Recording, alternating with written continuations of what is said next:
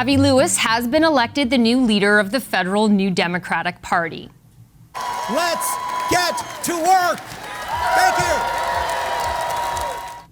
The filmmaker and activist walked away from the Winnipeg convention this weekend with 56% of the vote. But Lewis's election has already garnered criticism from provincial NDP leaders for his stance on fossil fuel production. Saskatchewan NDP leader Carla Beck wrote an open letter addressed directly to Lewis, saying, "Your approach has not only taken aim at the resources, but at the people who work in those sectors, and it ignores the realities not only in this province, but across the country." So, how can the new leader align the federal and provincial NDP while rebuilding the party? Avi Lewis joins me now. Mr. Lewis, congratulations on your win and welcome to the show. Karina. Thank you. Lovely to be here. A good chunk of your platform, a platform you won on, involves nationalizing industries, banking, groceries, construction. Clearly, due to your win, I think we can say that a majority of NDP membership are on board. But how do you sell those ideas to the general public? Something that many would argue you need to do in order to broaden the NDP and grow the NDP. Oh, absolutely. That is the goal. I've been talking to NDP members for the last 6 months, and I'm really looking forward to getting out and talking to Canadians from coast to coast to coast. You use the word nationalizing, which is not a word that we use. We talk about a public option for groceries and cell phones and stuff like that, because it's not about taking existing businesses into the public sector, although that is an option in certain cases. We're talking about, for instance, with groceries, developing a chain of 50 publicly owned and operated grocery stores across the country with 6 or 7 regional distribution hubs that would be able to provide groceries to Canadians 30 to 45% cheaper than what they're paying right now. The outrageous cost of food in Canada. Just recent figures came out showing that a majority of Canadians are restricting meals, portion sizes, or skipping meals because of cost. Now, we did a digital add your name campaign during the leadership campaign to just blast this idea out there on social media platforms, and we got thousands of responses from conservatives who were interested in this idea of a public option for groceries.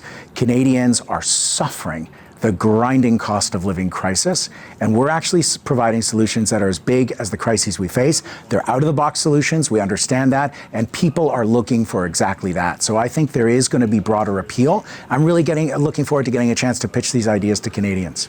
Now, you talked about groceries there as a focus, but you're not just talking about groceries in terms of public options. And this has been tried elsewhere with some success in some places, and I would suggest that some would argue in other places with really not a lot of success. In fact, the path is sort of littered with some disasters when it comes to whether you want to call it nationalization or creating public options.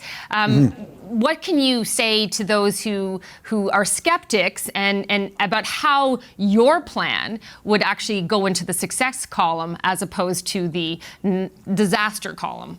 Sure. I mean, look, we as Canadians, we don't have a huge amount of faith in the government to do big things. But this is a moment where Canadians are scared, we're insecure, we're struggling with the cost of living, we're struggling in a very unstable global environment, and we are in the mood as a country to do big things. What we're talking about is harnessing some of the vast wealth of this country and putting it directly to work, meeting the daily needs of Canadians. So, for instance, with housing, Mark Carney got elected. Part of his platform was a build out of housing like we haven't seen since the Second World War. But when the dust cleared from the election and the Canada Homes Agency was established, it turned out that the idea was really just to give some billions of public dollars to private developers and hope that the market will solve this crisis. It hasn't. The Parliamentary Budget Officer already slashed the estimate of housing that would actually be built in half. And right now we're seeing housing prices have finally stopped going up at astronomical rates. And so housing starts are stalling across the country. Construction workers are being laid off. And Mr. Carney, as someone who understands the capitalist system very well, surely doesn't believe that the market is going to overproduce a glut of housing to the extent that the housing prices start to actually fall. What we're saying is we need public developers employing public construction companies to build non-market housing, because we have a market crisis in housing and the market is not going to fix it. The federal government got out of the business of building public housing in the 1990s, and that was the beginning of the dominoes falling to the housing emergency that we've had for the last 2 decades in this country. And in a time when the market in every sector is not providing the goods and services that Canadians need to afford a decent, dignified life on the salaries that and the wages that they're making, that's when people want the government to step up and govern. And that's the basis of our plans. I also want to touch on your stance on eliminating all fossil fuel dependency, because already that position... Sorry, I want to make sure we're clear on this. What we've been saying is we can't keep increasing production of oil and gas in Canada. We don't want new increases in production of oil and gas and fossil fuels. That's completely different. I mean, the world understands, and this is not a controversial opinion, a science-based opinion, that fossil fuel dependency is absolutely not viable as a long-term plan. Obviously, the climate is already unraveling. We lose entire towns. We have smoke season in the summer. Fair point. But yes. So I take your point. But in terms of your stance on fossil fuels and not increasing production, already causing divisions with some of your provincial counterparts, you have the Saskatchewan leader, the NDP, saying... Smash the like, hit subscribe. Like, this is ridiculous, right? Like, out of this world. I'm not going to meet, she's saying she's not going to meet with you until you change your position. You have Naheed Nenshi in Alberta saying, maybe not going that far, but saying that, both of them saying that your stance would hurt the economy of their provinces. So what do you say to their concern over that? Well, first of all, let's get the basics out of the way. I can't wait for Carla Beck to be the Premier of Saskatchewan, and I can't wait for Naheed Nenshi to be the Premier of Alberta. I think that would be a massive improvement for both of those provinces who are suffering under extreme, regressive, right-wing governments. I had a meeting with Wab Kinew, the most popular politician in the country, yesterday, who said, we don't have to agree on every single thing in order to do big things together. So I would say to Carla and to Naheed, let's work together on grocery prices. Let's work together on housing. Let's work together on finishing Tommy Douglas's dream of head-to-toe public health care, and have our differences in hard conversations, preferably not through the media. And I've been reaching out to Carla for months. I don't think it's reasonable to ask someone to reverse their position when they've just been elected on in the largest mandate an NDP leader has ever had, which is what our victory was in the one-member, one-vote era. I've been consistent on these policies, not just in the leadership campaign, but for many years, and we have a massive mandate from the federal NDP base. So reversing myself would just be, it would just be weird. But we get through these things by talking. Our tent is growing. It's a good sign that we have healthy democratic debate in our party. You say you want to see them elected in their provinces. What about the concern that they also have that your stance on fossil fuels and energy policy would also harm their chances at doing a party divided, guys? This guy, AVI Lewis, is no good. Like, doing just that. The NDP is weak already. He's going to rip them up even more. You know, there are regional realities and political realities across this country, which is big.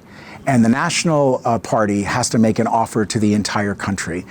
We have the particular political circumstance that west of Ontario, that we basically have two-party systems. There's no provincial Liberal Party anywhere in the prairies. And so you have the NDP versus the extreme right.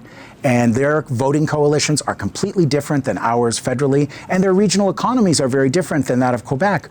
I think calling them extreme right parties makes him seem very much extreme left. Or that of the Maritimes or that of Ontario. And so we need to make a political offer to the whole country. They need to win in their provinces, and there are going to be some points of friction. But I believe, and I think you'll see after we get through this settling in period, that provincial NDPs also believe that the NDP has a massive mountain of shared values. We want to defeat inequality. We stand for workers and for working class people who are suffering amid incredible wealth being made in this country by banks and big corporations. And we need to spread it around a little and make sure that working hard actually earns people a good living. That's a core NDP value that we share across the entire country with all the provincial sections. And that's the biggest part of our mandate as New Democrats. And you have repeatedly talked about reconnecting with workers as part of the effort to rebuild the NDP.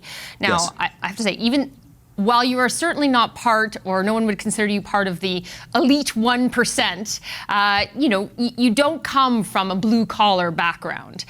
So what does that mean in terms of credibility from those workers' point of view when you're trying to reconnect with them? I think workers appreciate workers, and workers appreciate work. And on day one of my new gig, I met with B. Brusk, the head of the labour movement in Canada, the president of the Canadian Labour Congress, and we talked about different unions in different sectors, private and public sector across the country.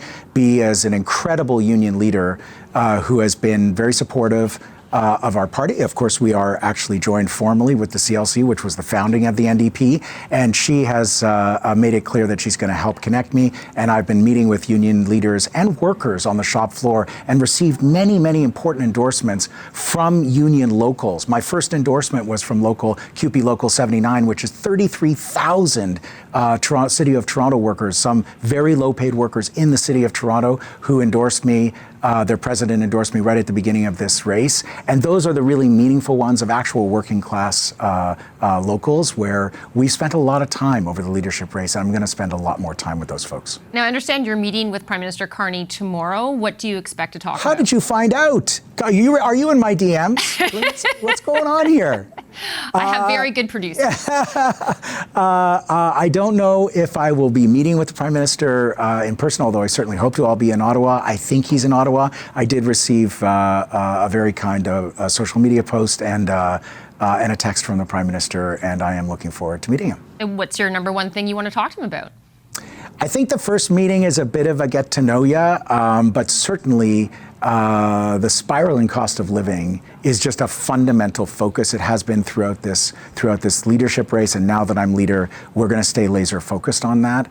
We have solutions. I think the Conservative Party has made a meal of this issue, but the best thing Pierre Poilievre can really offer is just cutting taxes. There's barely any taxes on groceries as it is. We're actually proposing solutions that could work. The City of Toronto is doing a pilot now for public grocery stores. They're discussing it across the province of Quebec. There's an active conversation about public groceries in Vancouver. It's an idea that we introduced into the political debate in the fall, and it's already taking flight. So I would love to see what the Prime Minister thinks of that, but I don't expect he'll be enthusiastic about it, but I want him to know that it's coming. All right, well, we'll have to leave it there. Thank you very much for your time. That's Avi Lewis, the new leader of the NDP. Smash the like, hit subscribe, get your Canadian federal politics right here.